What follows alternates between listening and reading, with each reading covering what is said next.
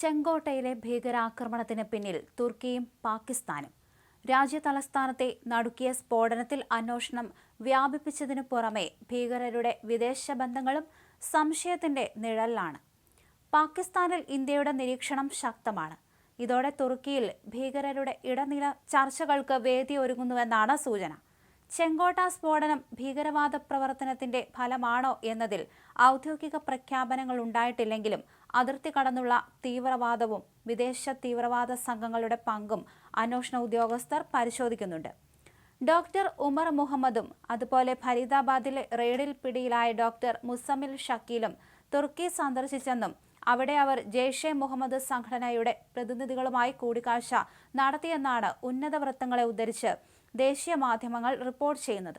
ഇവരുടെ പാസ്പോർട്ടുകളിൽ കണ്ടെത്തിയിട്ടുള്ള Turkish immigration സ്റ്റാമ്പുകൾ അന്താരാഷ്ട്ര ഭീകര ശൃംഖലയുമായുള്ള ബന്ധം വ്യക്തമാക്കുന്നുവെന്നാണ് റിപ്പോർട്ടുകൾ.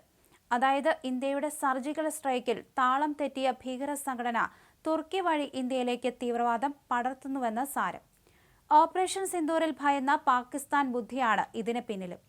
ജെയ്ഷെ മുഹമ്മദിന്റെ ഇന്ത്യയിലെ വനിതാ വിംഗ് കൈകാര്യം ചെയ്തിരുന്ന ഡോക്ടർ ഷഹീൻ അതിർത്തിക്കപ്പുറമുള്ള ഭീകര പ്രതിനിധികളുമായി സ്ഥിരമായ ബന്ധം പുലർത്തിയിരുന്നതായി നേരത്തെ വിവരമുണ്ടായിരുന്നു. ഇപ്പോൾ ഉമറും മുസമ്മിലും തുർക്കിയിൽ മറ്റൊരു പ്രതിനിധിയെ കണ്ടുവെന്ന സംശയം സജീവമാണ്.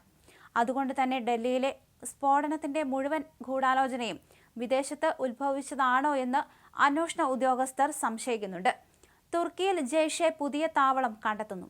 ഓപ്പറേഷൻ സിന്ദൂറിൽ പാകിസ്ഥാനെ ആയുധം നൽകി സഹായിക്കാൻ തുർക്കി മുന്നിലുണ്ടായിരുന്നു.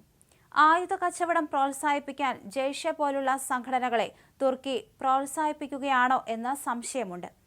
2008 മുംബൈ ഭീകരാക്രമണത്തിന്റെ മാതൃകയിൽ ഡൽഹിയിൽ ആക്രമണ പരമ്പര തന്നെ ലക്ഷ്യമിട്ടിരുന്നതായി സൂചനയുണ്ട്. രാജ്യതലസ്ഥാനത്തെയും ഗുരുഗ്രാമിലെയും ഫരീദാബാദിലെയും ഹൈ പ്രൊഫൈൽ പ്രദേശങ്ങൾ ലക്ഷ്യമിട്ടുകൊണ്ട് ആക്രമണം നടത്തുന്നതിനായി അറസ്റ്റിലായ ഡോക്ടർമാർ 200 IED ബോംബുകൾ തയ്യാറാക്കിക്കൊണ്ടിരിക്കുകയായിരുന്നുവെന്നാണ് സൂചന. സ്ഫോടനം നടന്ന സ്ഥലത്തുനിന്ന് ഫോറൻസിക് സംഘം കണ്ടെത്തിയ 40-ലധികം വസ്തുക്കളിൽ 2 വെടിയുണ്ടകളും 2 വ്യത്യസ്ത തരം സ്ഫോടക വസ്തുക്കളുടെ സാമ്പിളുകളും കണ്ടെത്തിയിട്ടുണ്ട്. ഒരു സ്ഫോടക വസ്തു സാമ്പിൾ അമോണിയം നൈട്രേറ്റ് ആണെന്നാണ് പ്രാഥമികമായ നിഗമനം.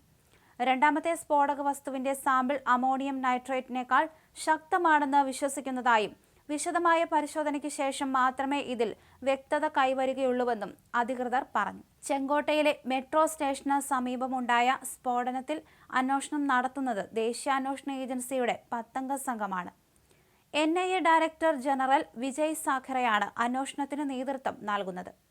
IG, 2 DIGമാർ, 3 SP മാർ എന്നിവരും DSP തലത്തിലുള്ള ഓഫീസർമാരുമാണ് സംഘത്തിലുള്ളത്.